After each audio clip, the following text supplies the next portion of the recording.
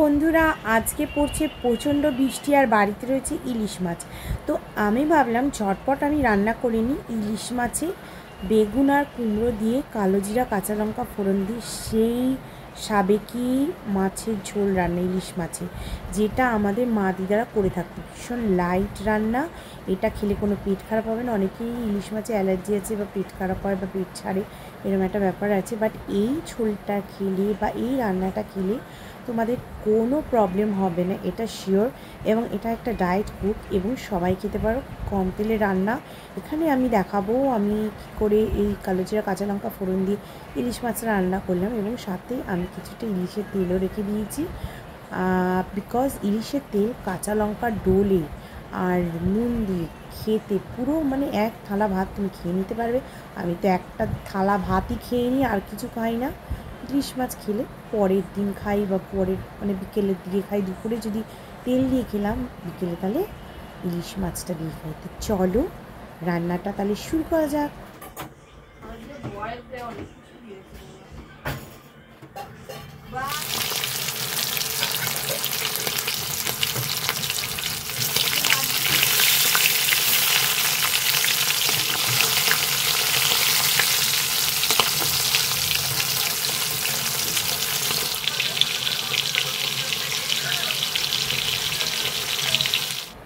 দেখো, তোমরা হয়তো ভাবতে পারো আমি কেন শুয়ে শুয়ে এটা বলছি।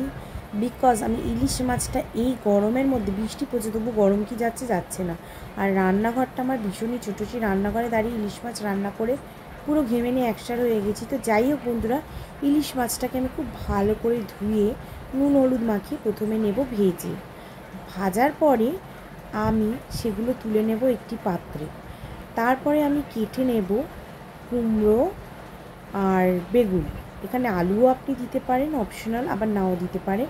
আমি শুধু কুমড়ো আর বেগুন দিয়ে এই ইলিশ মাছের কালো জিরা কাঁচা লঙ্কা ফোড়নের ঝোলটা রান্না করেছি।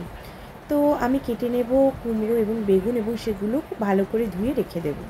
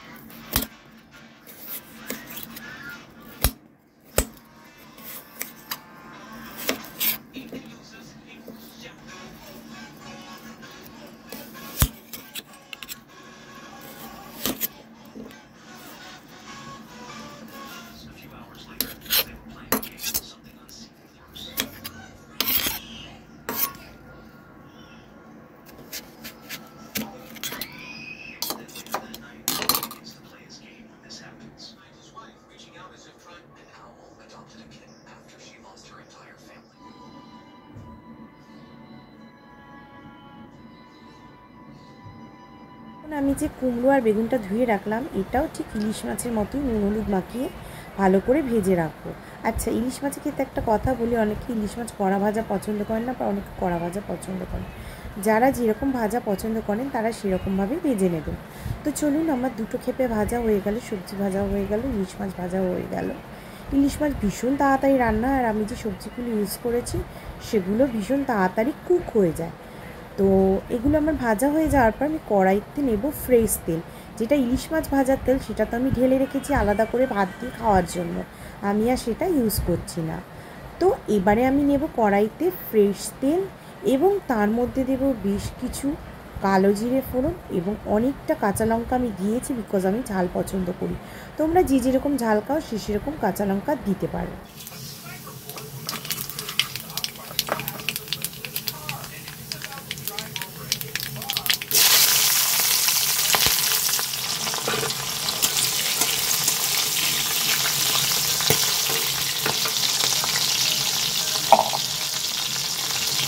তো কালো জিরে আর কাঁচা লঙ্কা ফোড়নটা বেশ একটা সুন্দর ভাজা ভাজা গন্ধ আসলে আমরা এর মধ্যে দিয়ে দেব বেগুন আর কুমড়োটা। এটা খুব সুন্দর করে আমরা এই কালো জিরে কাঁচা লঙ্কার সাথে ভালো করে সতে করে নেব, মানে খুব সুন্দর করে ঢাকা চাপা দিয়ে হাফ কুকের মতো করে নেব।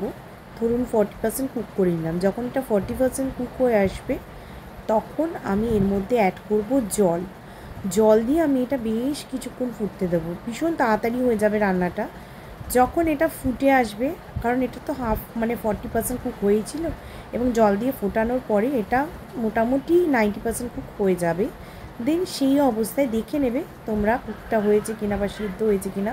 ঠিক এই অবস্থায় এসে তোমরা এর মধ্যে ভাজা ইলিশ মাছগুলো অ্যাড করবে এবং বেশি নাড়াচাড়া করবে না, একটু ঝোলের মধ্যে ডিপ করে দেবে ইলিশ মাছগুলোকে, ব্যাস জাস্ট দ্যাট, মানে ওইটুকুই করবে।